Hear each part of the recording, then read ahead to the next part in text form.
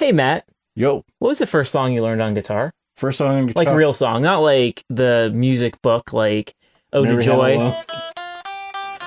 Like, what was your first rock song? First rock song was guitar class in high school, and that was "Come As You Are." Come as you are.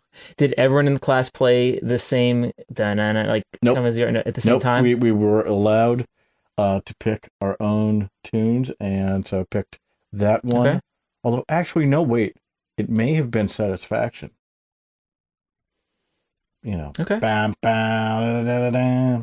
Now, when you played it, like, did it sound like the song, or is it like in the style of? It sounded like the song, but I did not know that Kurt did a drop tune. So it was still, Oh, Come as you are. Okay, I was gonna say like, Yeah. Why did you pick that song? because it was easy. It was easy. And I was like a lazy 15-year-old punk. Okay, well, that's a good one. Yeah. Put your first song in the comments below. My first song was 1979 by the Smashing Pumpkins. Okay. Do you want to know why I picked that song? Absolutely, man. Well, I didn't really play guitar yet, but my friend Mitchell's sister played guitar. Okay. And when we hung out in their basement, Mitchell played drums, she played guitar, and they played 1979. And I was like, I want to play with them. That seems cool. I should learn 1979 so I can play with Mitchell and his sister, Christine.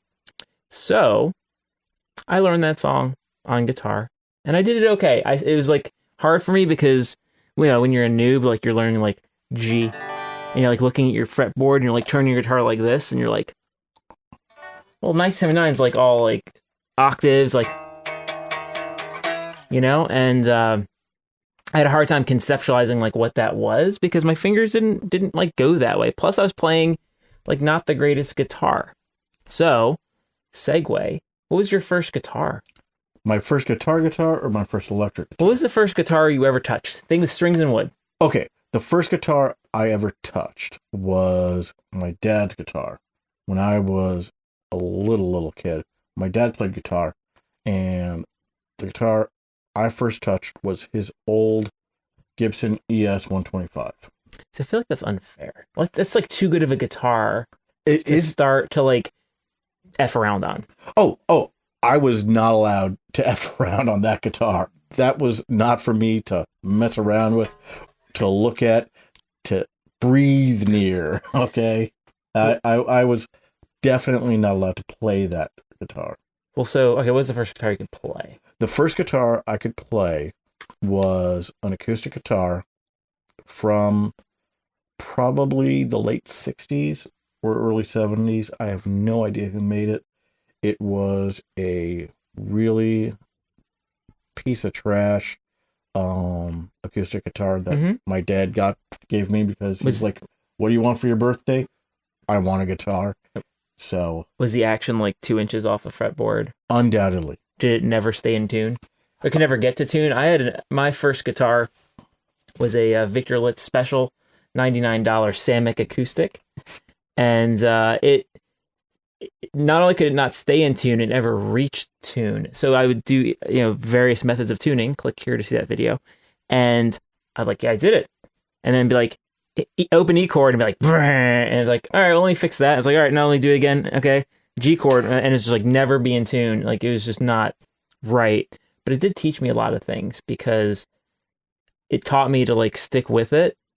Because if I could overcome that guitar, I'd be so much stronger. It's like swinging 2 bats. Being able to fret anything was a nightmare. Right. It was sharp and bloody. Everything had blood all over it from the sharp frets. It was incredible. But that Samick acoustic, I played that for forever.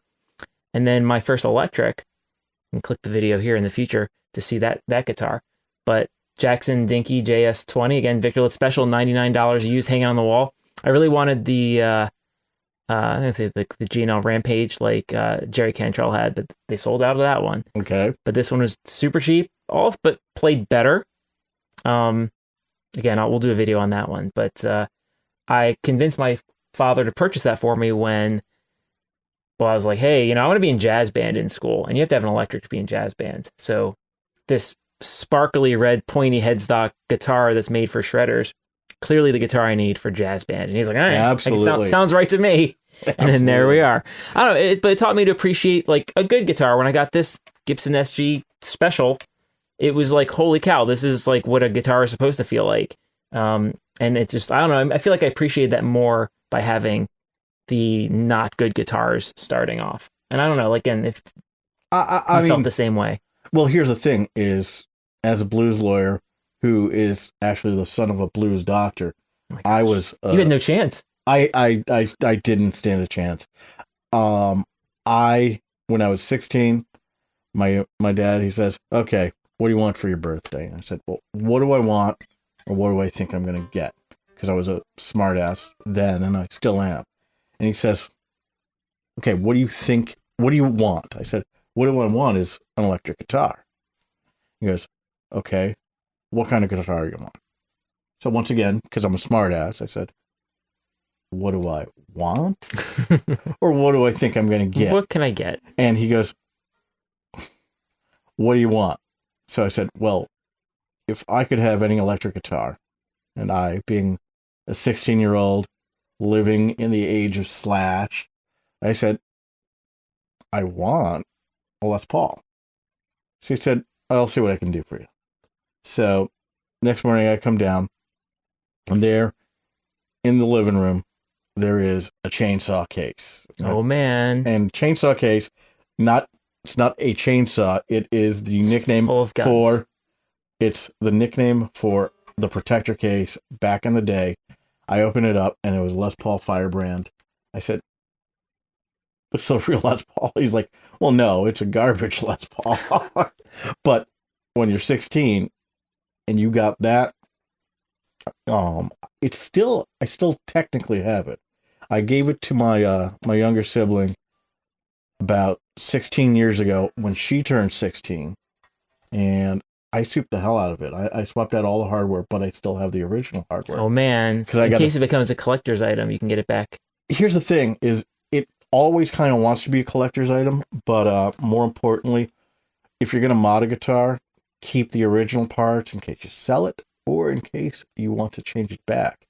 But modding guitars, pretty easy, and you can click right there and in the future and find out how to just swap out anything from tuners to pickups. This is actually one of my project guitars. It's always going to be a work in progress. Is it? I think so. But I mean, that's the thing is, you know, you can always look back to your first guitar, and that's where you started. And then you have your journey to whatever guitar you have right now.